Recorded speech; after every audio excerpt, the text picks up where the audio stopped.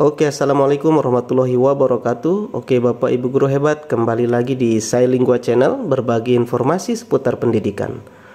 Bagi Bapak Ibu guru hebat yang baru pertama kali mengunjungi channel ini, perkenalkan saya Sae dan saya seorang guru. Di awal tahun baru ini saya ingin mengucapkan selamat tahun baru 2022.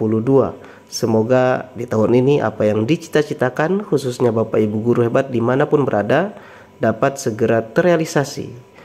Bapak Ibu, di video kali ini saya ingin mengajak Bapak Ibu guru semua untuk membahas topik yang masih hangat baru-baru ini, yaitu tentang kurikulum 2022. Tapi sebelum itu, ayo kita lihat lebih dulu bagaimana sih kurikulum baru ini dan seberapa siap kira-kira kita akan menghadapi atau menggunakan kurikulum ini di tahun ajaran mendatang. Pada acara peringatan Hari Guru Nasional tahun 2021 kemarin, Mas Menteri Nadiem Anwar Makarim selaku Menteri Pendidikan dan Kebudayaan, Riset dan Teknologi Indonesia memberi kejutan kepada guru dengan mengungkapkan bahwa di tahun ajaran baru ini akan diberlakukan kurikulum baru. Dan kita akan mulai menawarkan kurikulum yang jauh lebih merdeka. Sekarang lagi dites di sekolah-sekolah penggerak. Kurikulum yang satu bisa dimengerti oleh guru.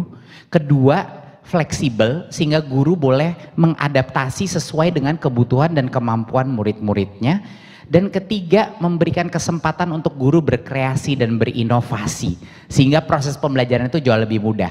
Jadi kita bukannya ganti menteri ganti kurikulum, bukan. Kurikulum yang akan kita tawarkan tahun depan adalah kurikulum yang memberikan kemerdekaan kembali kepada guru-guru. Nah, kurikulum baru ini merupakan kurikulum prototipe yang dapat digunakan oleh sekolah-sekolah yang mau menggunakannya saja. Catat, hanya bagi sekolah-sekolah yang mau. Mengapa demikian? Menurut Bapak Anindito Aditomo, Kepala BSKP atau Badan Standar Kurikulum dan Asesmen Pendidikan Kemendikbudristek, yang dikutip dalam wawancara beliau dengan CNN Indonesia dalam acara CNN Connected, kurikulum ini akan ditawarkan sebagai opsi dan bukan sebagai kewajiban. Bahwa kurikulum baru ini akan ditawarkan sebagai opsi, jadi bukan kewajiban. Sifatnya tidak wajib, sekolah tidak akan dipaksa secara massal untuk mengganti kurikulum. Di bagian dari paradigma merdeka belajar kita percaya bahwa sekolah perlu diberi keleluasaan termasuk dalam memilih kurikulum yang paling relevan, paling cocok bagi kebutuhan dan konteks sekolah masing-masing. Jadi adopsi kurikulumnya nanti itu terjadi secara organik, tidak dipaksakan dari pusat harus mengganti dengan kurikulum yang baru. Nah, saat ini kurikulum 2022 sudah diuji coba di 2.500 sekolah penggerak di Indonesia dan akan mulai digunakan pada tahun ajaran mendatang. Sekolah diberi kebebasan untuk mengadopsi kurikulum ini atau tidak. Nah, jadi sekolah tidak dipaksa untuk mengganti kurikulum sesegera mungkin, dan lagi mengutip pernyataan dari Bapak Anindito, kurikulum 2022 tersebut akan lebih berfokus pada materi yang esensial saja dan tidak terlalu pada materi. Jadi bukan sekedar kejar tayang materi yang ada dalam buku teks, yang perlu kita ketahui juga kebijakan kurikulum untuk membantu pemulihan pembelajaran yang dikeluarkan pada tanggal 20 November kemarin. Nah, selengkapnya bisa Bapak dan Ibu download di kolom deskripsi di bawah ini. Jadi tujuan utamanya adalah untuk menjembatani learning loss yang terjadi selama pandemi. Jadi sebelum pandemi kita menggunakan kurikulum 2013, sedangkan selama pandemi kita menggunakan kurikulum darurat, yaitu kurikulum 2013 yang disederhanakan. Nah, setelah itu untuk menjembatani learning loss ini, yaitu peserta didik yang tidak dapat mengikuti pembelajaran secara maksimal, maka dibuatlah kurikulum prototipe ini yang akan dapat digunakan di tahun ajaran baru mendatang. Nah, kurikulum 2022 ini akan dilaksanakan selama 2 tahun, di mana dalam 2 tahun ini peserta akan diobservasi, dan setelah 2 tahun, maka di tahun 2024 direncanakan penentuan kebijakan kurikulum nasional berdasarkan evaluasi terhadap kurikulum pada masa pemulihan pembelajaran.